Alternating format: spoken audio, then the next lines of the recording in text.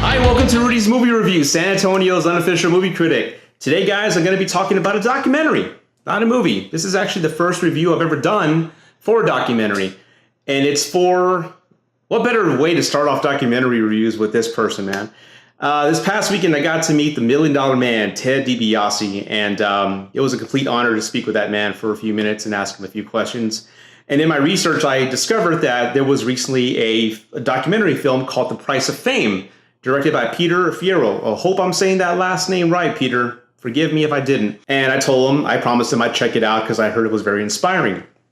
I saw it a couple days ago, and man, it really was. It actually brought a tear to my eye, and I'll explain why. Now, the documentary chronicles Ted DiBiase's life from his childhood up into current day, what he's doing now.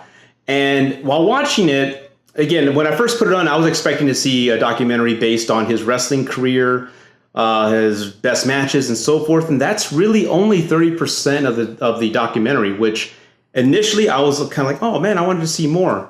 But as you're watching it, you start noticing a theme. And the theme is really family. Being a good dad, being a great father figure to your kids and showing them what love is. And that blindsided me. I wasn't expecting that, and I'm glad it did.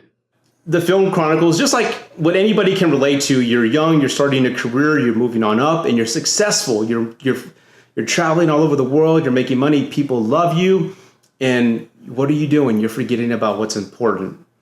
And that's what I love about the documentary, because as I spoke to Ted DiBiase this past weekend, he mentioned to me that one of his taglines was, everybody's got a price. That's a weak impersonation, I'm sorry.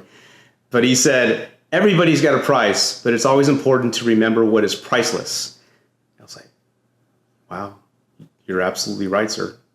And that's what really the film centers on. At the peak of Mr. DiBiase's career, he does admit that he committed adultery and cheated on his wife. And when his wife found out what he was doing, it broke his heart. He felt humbled, he felt lost, and he realized that he can lose the most important thing in his life, his wife and his children. And it really just humbled him and centered him. And in that dark moment, he realized what was important, also found faith. And the film also centers around faith, which again surprised me. I was not expecting that at all. It really dives into very private matters.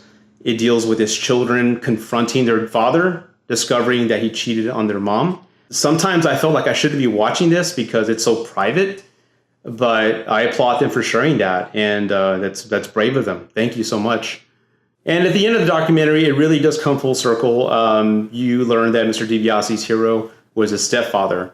And he does reiterate over and over again that having an important father figure in a young man's life is very important.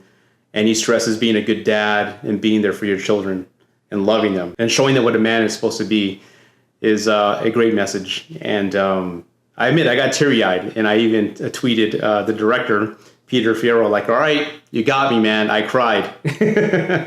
Because you see our heroes, you see them on television, but you kind of forget they're human. And seeing this human side of Mr. DiBiase was a humbling experience and very inspiring one. So if you haven't seen The Price of Fame, right now it's only on Amazon. You can rent it. I highly suggest checking it out when you can. It's an inspiring story and one you can't miss.